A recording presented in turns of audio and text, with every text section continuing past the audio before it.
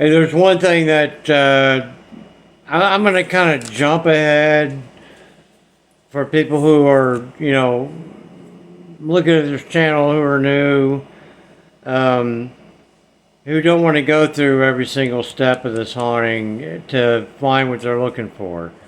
There's something that's really important that needs to be addressed, and that's attacks. If you're in an active haunting, especially if you're in a demonic attachment haunting, you're going to be attacked. I can tell you that right now. It's going to happen. But you don't have to be in a demonic attachment haunting to be attacked. You can be attacked by spirits that are non-dominating and non-aggressive. They can still attack you in their own way, because the one thing that all of these entities want from you is your acknowledgement. They want you to understand that they're there and that you know they're there. That's important. It's important for them collecting energy, and it's important if they have a message for you. It's important. They want to make sure you get that message. So they can all attack you. It doesn't matter if it's dear old dad or dear old grandma. They can still attack you in one form or another to make sure that they get their point across. And there's 3 ways they can do it: physically, psychologically, and emotionally. Those are the 3 ways they can do it. I've suffered all 3, so I can tell you about all 3 of them.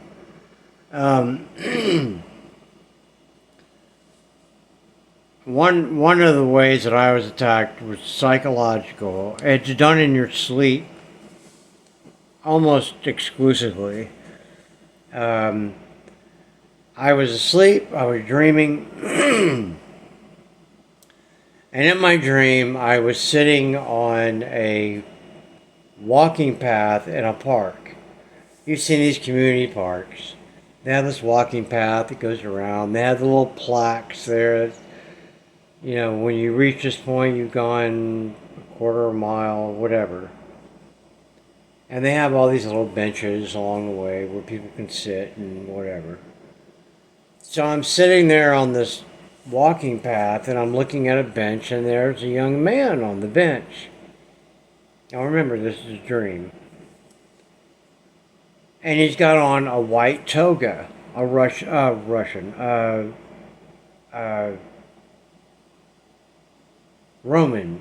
toga. Okay, goes around his neck, goes around his body. And he's laying on the bench. And he's like this. And he's smiling. And I'm like, what are you smiling at? And he starts to laugh.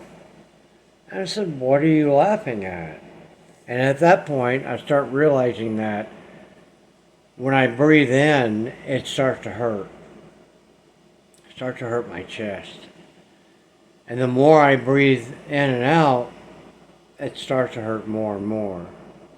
And I'm looking at him, and he's laughing harder and harder. And I'm like, what are you laughing at? And it's getting to the point where I think I'm having a heart attack. I'm asleep. I'm going to die in my sleep. I'm going to have a heart attack. I got to wake up.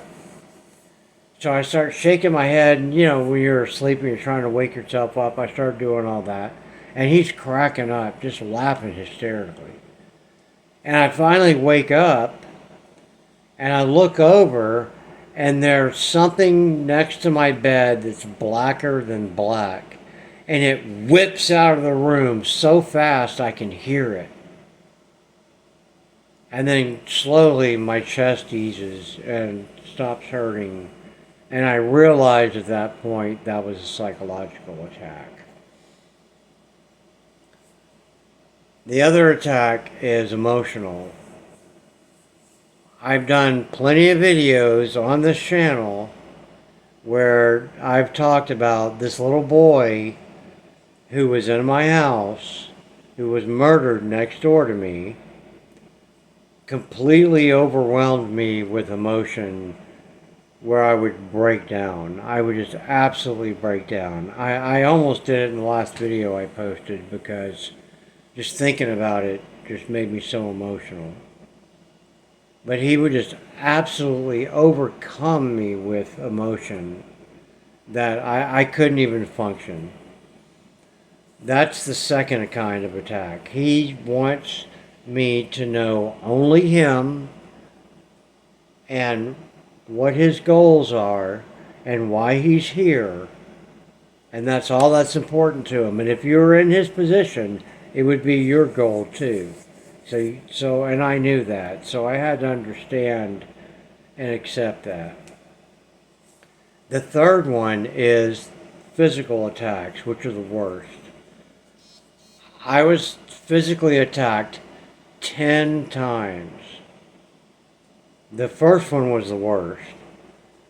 I had bite marks on my calf and then scratch marks on either side of it. So something was biting and scratching at the same time. And I actually had people online going, maybe you did that with your foot. It took 5 months for those wounds to heal and another 5 months for them to even scar over. How the fuck do you do that with your foot? Okay, there were 3 deep scratch marks on my leg and 2 fang marks. You don't do that with your other foot. It's ridiculous. And I understood that right away, so I blew those off. But those are the kind of things. The other attack I had was I was on the phone with someone in a paranormal group who I was arranging to come out to my house, and I got slapped across my forehead, and it left a welt the size of a walnut on my forehead. So those are the kind of things you can't explain away. That happened to me while I was awake. So those things are going to happen. If you're in a violent haunting or you're in a demonic haunting or you're in any kind of haunting, you have to be ready for those things to happen. And they might or they might not. It doesn't matter. So I just wanted people to understand. I've got all that stuff documented on my channel if you want to look at it. If you want to subscribe, go ahead. If you don't, I don't really care. I'm not here to get your money. I don't care about your money. I just want to share with you what happened to me so that maybe it'll help you. That's all. And if it does help you, I'm glad it did. I'll talk to you later.